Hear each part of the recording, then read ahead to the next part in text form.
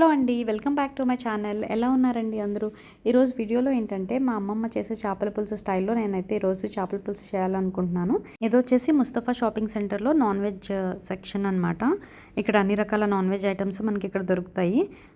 Fish, prawns, crab, eggs, chicken, meat, lamb అన్ని రకాలు దొరుకుతాయి. ఈ ఆరెంజ్ కలర్లో కనిపించేది సాల్మన్ అనమాట. సాల్మన్ చాలా మంచిది కదా హెల్త్కి. వీక్లీ వన్స్ అయినా సరే మేము తినేలాగా చూస్తాము, చాలా మంచిది. ఇలా ఫిష్ వచ్చేసి మనకి పీసెస్గా తీసుకోవచ్చు, లేదంటే హోల్ ఫిష్ తీసుకుని కూడా మనం కట్ అని అడిగితే వాళ్ళు కట్ చేసి మనకి పీసెస్గా కట్ చేసి ఇస్తారనమాట. ఎలా కావాలంటే మనం అలా తీసుకోవచ్చు. చూస్తున్నారు కదా ఇక్కడ ఫిష్ నేమ్స్ అన్నీ, అలాగే ప్రైస్ కూడా మనకి మెన్షన్ చేసి ఉంటుంది. ఇలా సపరేట్గా సెక్షన్ ఉంటుంది నాన్ వెజ్ మొత్తానికి కూడా.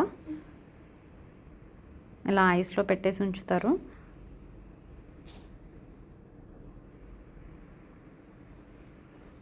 అలాగే ఇక్కడ చూస్తున్నారు కదా ప్రాన్స్. మేమైతే ఈ ప్రాన్స్ని అయితే తీసుకుంటున్నాము. ఇక్కడ ఒక స్పూన్ అయితే పెట్టారు, అలాగే కవర్స్ కూడా పెడతారు. ఈ స్పూన్తో మనకి కావాల్సినంత వేసుకొని వాళ్ళు ఇక్కడ వెయిట్ చూసి మనకి ప్రైస్ ట్యాగ్ వేసేసి ఇచ్చేస్తారనమాట. అప్పుడు మనము బిల్లింగ్ దగ్గరికి వెళ్ళి మనము పే చేసేయడమే అనమాట.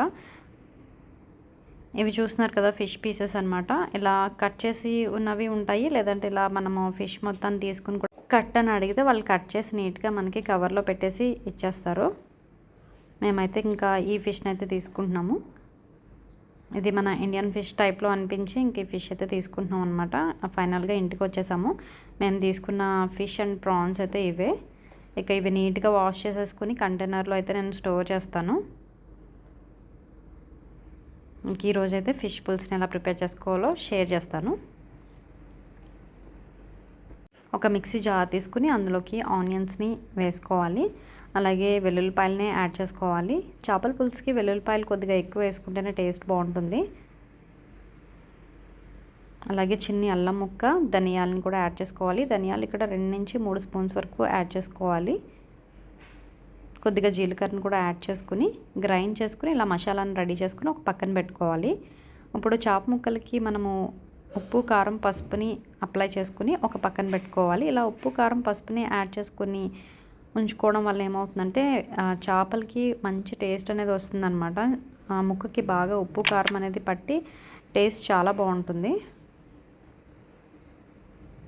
ఎక్కువసేపు ఏమీ మనం ఉంచక్కర్లేదండి. జస్ట్ మనము ఇలా అప్లై చేసేసుకుని ఒక పక్కన పెట్టుకొని ఈ మసాలా ఉడికే వరకు ఉంచుకుంటే సరిపోతుంది. ఇప్పుడు స్టవ్ ఆన్ చేసుకుని ప్యాన్ పెట్టుకుని ఆయిల్ వేసుకోవాలి. ఆయిల్ కొంచెం ఎక్కువే పడుతుంది చేపల పులుసులోకి. ఇవి వచ్చేసి జ్యువెలరీ చిల్లీస్ అనమాట, ఇండియా నుంచి వచ్చినవే. చాలా బాగున్నాయి చూడడానికి. కలర్ అలాగే సైజ్ బాగుంది, కలర్ బాగుంది, అలాగే కారం కూడా చాలా తక్కువ ఉందన్నమాట. ఆ చిల్లీస్ని ఫ్రై చేసుకుని ఒక పక్కన తీసుకుని పెట్టేసుకోవాలి. తర్వాత ఈ మసాలా పేస్ట్ని కూడా యాడ్ చేసుకుని ఫ్రై చేసుకోవాలి.